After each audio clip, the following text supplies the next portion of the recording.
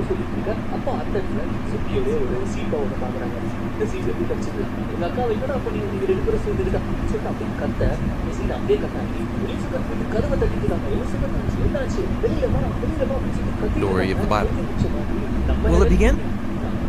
By introducing us to the author of all reality, a being called God. He has the power to take the dark chaos of the uncreated world and bring about order and beauty and a garden full of life. And to crown this accomplishment, God appoints these creatures called humanity. Or in Hebrew, Adam.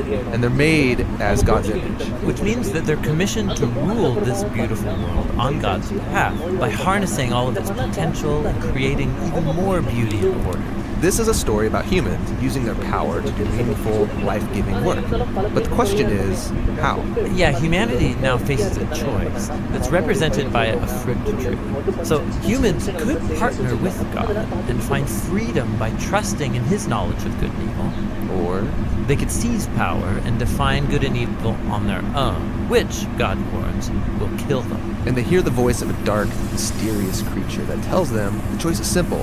Take the fruit. It'll give you power and freedom to rule the world on your own terms. And so they seize this knowledge, and as a result they become suspicious and self-protective. It leads to fractured relationships, violent power grabs, and ultimately a whole civilization, Babylon, that has redefined evil as good.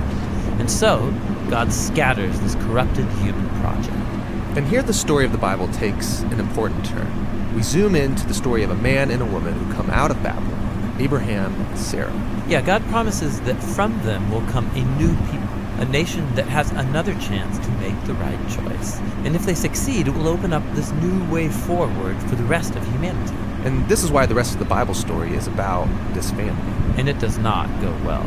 Despite God's personal guidance, Abraham's family gives in to that same temptation to redefine good and evil on their own terms, apart from God. Even when their best people were in charge, rulers who loved God's guidance and had divine wisdom, even they gave in. And so Israel was warned by their own prophets that these choices would lead them back to Babylon, this time as conquered captives living in exile, and that's exactly what happened. So even with God's personal guidance, Israel fails.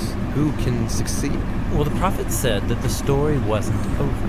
God's going to send a new leader to Israel to cover for their failures and to transform the people's hearts and minds so that they can make the right choice. And so the part of the Bible called the Old Testament ends, and these promises are left hanging. And then the biblical story continues into the New Testament. We're introduced to a man who comes from the line of Israel's kings, Jesus of Nazareth. And he said that he was bringing all these promises to their completion. He confronted that dark, mysterious evil that all humanity has given into and resisted its power. And then he announced that God had arrived to rule the world through himself. Jesus taught about God's definition of good and evil, and he said that real power is serving others. According to Jesus, it's people who love the poor and even love their enemies. These are the kinds of people who actually rule the world. That's confusing, but also really beautiful. And so is the claim that the story goes on to make about Jesus, that he is God become human, to be for Israel and for all humanity what we could never be for ourselves. He came to take the consequences of our evil into himself, and his sacrificial love proved more powerful than evil and even death itself.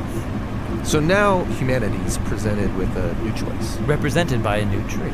Stick with the old way of being human, or venture into this new way. And in the story, those who choose the way of Jesus find themselves energized by God's own power. People who know that they are loved and forgiven by God can become people who love and forgive others in return. The Jesus movement quickly spread throughout the world, forming these new communities of people who follow the way of Jesus. But they faced problems. There was persecution from the outside by people in power. And inside there was confusion, even compromise. Yeah, because following Jesus is really hard. And so the movement's leaders, called apostles, they wrote letters to comfort and to challenge these communities to stay faithful to the difficult way of Jesus. And they're called to hope for the day when Jesus will come and change everything. And so the Bible ends by pointing to the future day, when all wrongs are made right, when evil is eradicated, heaven and earth are united, and humanity can rule the world together in the love and power of God. Okay, So that's the story of the Bible, and it brings all of these books together. But what's interesting is that each book contains a different kind of literature that contributes to this story in a unique way. And that's what the next video will begin to explore.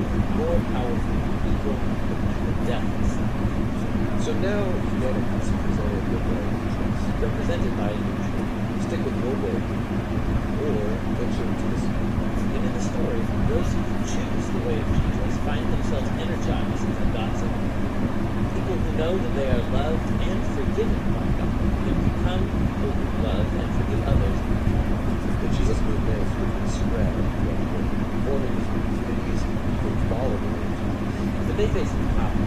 There was persecution from the outside. And inside, there was